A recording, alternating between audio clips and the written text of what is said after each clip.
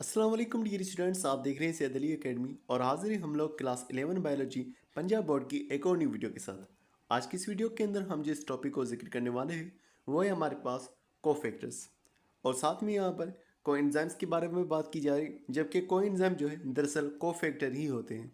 होता क्या है कि हमारे पास कुछ एंजाइम होते हैं जो कि मुकम्मल तौर पर प्रोटीन के नहीं बने होते, मतलब कि उनके अंदर एक हिस्सा जो है वो प्रोटीन का पाया जाता है और साथ में प्रोटीन के अलावा कोई दूसरा पार्ट भी मौजूद हो सकता है, नॉन प्रोटीन पार्ट भी मौजूद हो सकता है। तो नॉन प्रोटीन पार्ट जो इसमें पाया जाएगा उसे दरअसल कोफैक्टर कहा जाता है। तो एंजाइम जिसके अंदर प्रोटीन पार्ट मौजूद है वो वाला हिस्सा होगा उसका एपो एंजाइम वाला पार्ट, यानी कि ये हिस्सा होगा एपो एंजाइम, और साथ में उसके कोफैक्टर मौजूद होगा। इन दोनों को कलेक्टिवली जो है होलो एंजाइम कहा जाएगा। होलो एंजाइम एक ऐसा एंजाइम होगा जिसके पास एपो एंजाइम और कोफैक्टर दोनों मौजूद होंगे। याद रखिएगा ये कोफैक्टर जो है ये चला भी जाता है, अलग भी हो जाता है, और एंजाइम जो है वो इनएक्टिव फॉर्म में मौजूद रहता है।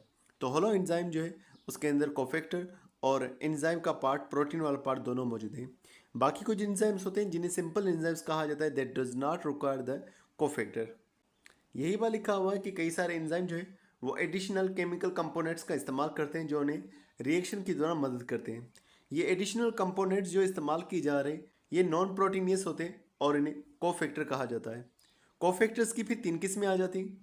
एक को मेटल आयंस कहा जा रहा है जो कि दरअसल इनऑर्गेनिक कोफैक्टर्स होते हैं। दूसरा प्रोस्थेटिक ग्रुप होता है जो कि ऑर्गेनिक कोफैक्टर होता है। और इसी तरह से कोएंजाइम जो है जो कि कोफैक्टर की ही किस्म है, ये भी ऑर्गेनिक कोफैक्टर में आ जाते हैं। सबसे पहले मेटल्स का जिक्र करते हैं जो एंजाइम के साथ जुड़ते हैं और उसके काम को तेज करते हैं। इसके अंदर कैल्शियम आ गया, मैग्नीशियम आ गया, मैंगनीज आ गया, कॉपर आ गया और जिंक आ गया। इनके हवाले से बयान किया जा रहा है कि ये जब एंजाइम के साथ में जुड़ते हैं मेटल आयंस, तो उसकी एक्टिव साइड जो कि नॉन फंक्शनल होती है उसे एक्टिव करने में, फंक्शनल करने में काम करते हैं। तो जब ये कोफैक्टर एंजाइम के साथ जुड़ते हैं तो एंजाइम की शेप को भी बदल देते हैं और उसे ऐसा बना देते हैं ताकि वो सबस्ट्रेट के साथ में रिएक्शन कर सके। इस तस्वीर के अंदर दिखाया जा रहा है कि एक सबस्ट्रेट मौजूद है जो कि एंजाइम के एक्टिव साइट पर आकर के जुड़ने वाला है। होगा क्या, मदद के लिए कोफैक्टर पहुंचेगा और वो एक्टिव साइट की शेप को थोड़ा सा बदल देगा। इस वजह से सबस्ट्रेट जो है वो एक्टिव साइट के साथ में जुड़ पाएगा। अब जब एंजाइम के साथ सबस्ट्रेट जुड़ता है तो बनता है एंजाइम सबस्ट्रेट कॉम्प्लेक्स। फिर वो सबस्ट्रेट प्रोडक्ट में बदल जाता है, एंजाइम प्रोडक्ट कॉम्प्लेक्स। फिर प्रोडक्ट अलग हो जाता है, एंजाइम अलग हो जाता है। तो जब प्रोडक्ट अलग हो चुका है तो कोफैक्टर भी अलग हो जाएगा और एंजाइम जो है अब कोफैक्टर के बगैर मौजूद रहेगा। ये जो मेटल आयंस एंजाइम के साथ जुड़ रहे थे कोफैक्टर के तौर पर, ये लूजली अटैच होते हैं। कुछ कोफैक्टर ऐसे भी होते हैं जो कि कोवलेंट बॉन्ड बना करके मुकम्मल तौर पर प्रोटीन के साथ में, एंजाइम के साथ में जुड़े होते हैं और उन्हें जो है प्रोस्थेटिक ग्रुप कहा जाता है।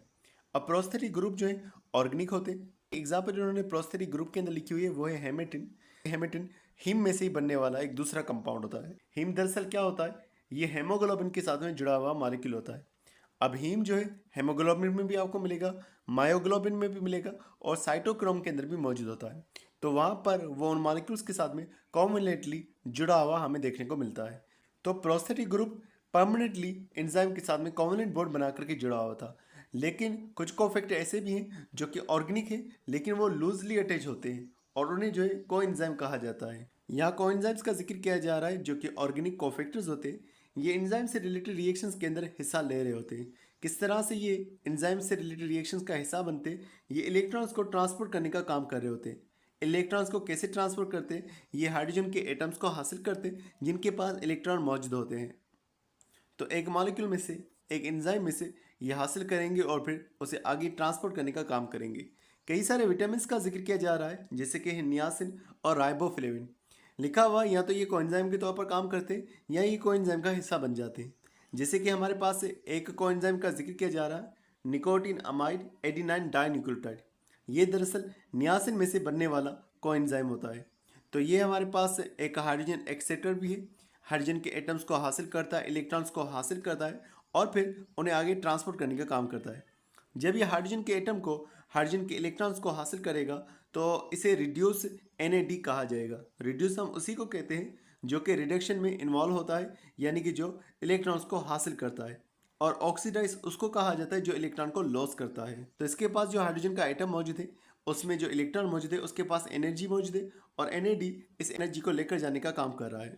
यहाँ मज़े लिखा हुआ है कि मिसाल के तौर पर जब हमारा खाना जो है ब्रेक डाउन हो रहा होता है सेल के अंदर, खाना जब ब्रेक डाउन होता है तो ऑक्सीजन की मौजूदगी के अंदर जो है वो ब्रेक डाउन होता है, खासतौर पर ग्लूकोज के मालिक्यूल की यहाँ पर बात की जा रही है रेस्पिरेशन के प्रोसेस के दौरान में।